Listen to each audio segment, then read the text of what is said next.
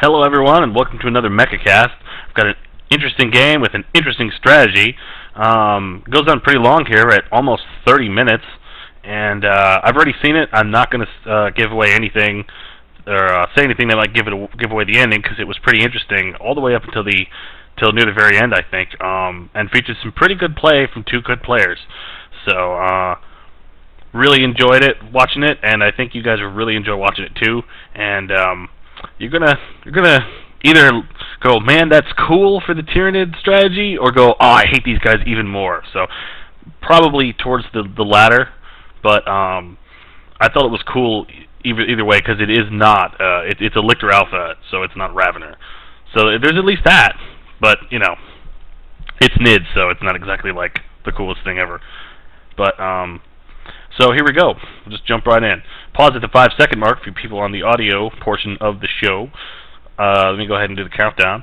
5, 4, 3, 2, 1. Unpause. 6, 7, 8, 9, 10. All right. So we're going to be watching from the Orks' perspective to just kind of understand just how annoying as hell this is to fight against. He's rocking the Mekboy, and Mekboy's pretty shooty. He's I've noticed his gun there actually isn't so bad, having fought against him recently and gotten owned.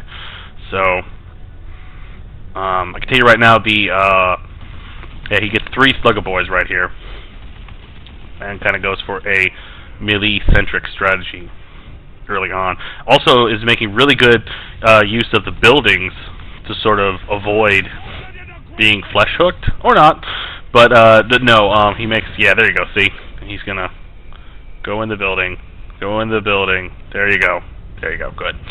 And now the Lictor is a sad panda and can't. Rippers, because they're annoying little munchkins, or capping crap. And but as you can see, he's, you know, not that bad at shooting dudes from in windows. He is very gangsta, and the Lictor really can't do anything, so he moves off. Taking advantage of the fact that he's basically annoying the crap out of the Tyranids down there, and capturing a whole bunch of neat stuff. Meanwhile, he's basically just harassing from within the buildings, because there's not much they can do. I mean, I guess these Termagants can shoot him. And he's taking some damage, but not as much that they can do as if he were out in the open, of course. So, meanwhile, Slugger Boy's coming up to chop and smash and do orky things and all that. Lictor moving off, because he knows that right now is not the best time to attack. So, early game, Orks really taking over the field. Really, they're really grabbing the territory. He really needs to get these Slugger Boys fighting instead of capping right here,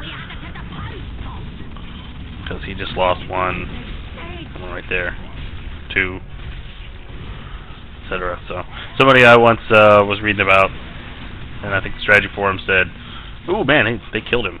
Gotta love that early game advantage the Orks have. Anyways, it said don't cap when there's fighting to be done, because there's not much that's usually worth capping over fighting at the immediate time. So,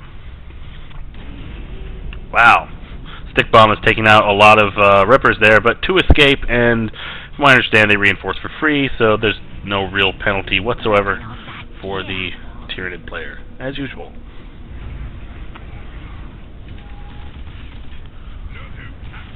But can't really do much in the way of generator harassment over there yet until he gets his Stick Bombers into the fight. Speaking of fights, we got gaunts of both types fighting a single squad of Slugger Boys here. Looks like the Slugger Boys have driven them off, inflicting casualties, and sustained one casualty. Meanwhile, harassing the generators for what they're worth, or for what it's worth rather, with his units over here. Looks like his Stick Bombers are coming up and have noticed Rippers. Can he chuck a grenade, man? Can he maybe lead it? It's hard. If he's not watching, he might be able to kill him. But it's only one squad to man, so I'm pretty sure that the Lictor Alpha player here has no problem. Once again, Mekboy garrison. Lictor Alpha being surrounded knocks them away like bowling pins. And yep, he gets his Rippers out. some mines here. I do remember this. This is pretty funny. Yeah. Mines are good against many things that walk on the ground and stuff like that. So, Stick Barber's coming up here now to lay the smackdown on the generators while the rest of his units continue to basically maintain map dominance. The Lictor Alpha is just basically having, you know, some sort of ping pong with himself and is losing. But he retreats. It's all good. One generator gets blown up. I guess he's waiting for the cooldown or enough flaw or whatever. Got Gaunts coming up on this side, going through probably the center, or maybe to get this generator point over here. Yep, going for the generators. Gaunts and Ribbers. Oh, and then melee Gaunts. So, looks like a severely reduced melee Gaunt squad with only 4 members. Termagants running off. Not entirely sure why he built the Termagants. Maybe to shoot at the Mekboy while he's garrisoned. But not sure how much damage that did. Now see, he has an actual Lictor out. Took me a sec to realize is that the Alpha or not, but then I saw both. So, anyways, which is going to really help him against these Mekboy mines right here and other places, because they'll reveal them. And from what I understand, I haven't actually seen this because I usually don't get sergeants on my scouts when I play lately, although I should. Anyways, any kind of detector makes them revealed and red flashy, and you can, from what I understand, go over them and they will not explode. So, and from what I have seen in games where this has happened to me in team games, this has been true. They're just basically inert and they won't do anything. Although they will explode if any kind of thing happens to explode on them. Decent amount of losses on either side, although I think it was more expensive for the Orc. And watch this flesh hooks right here. Yep. One guy makes it out. So, Lictor flesh hook harassment. Reminds me of Mortal Kombat. Mekboy coming up here, shooting. Curious as to what people think of Mekboy teleporting in a little close to chuck some mines. But see, they're negated right away because the Lictor Alpha was right there. So basically his mines, his mines are not, I don't want to call them worthless, but let's see, there we go. Now they just went. I guess they have to be revealed for X amount of time or whatever before they go, or after they go active maybe. But anyways, the point is it's not really going to do them too much good. And here we go. This is the beginning of the interesting strategy. It involves mostly Lictors and Zoanthropes, and lots of chunky, gibbed Orcs.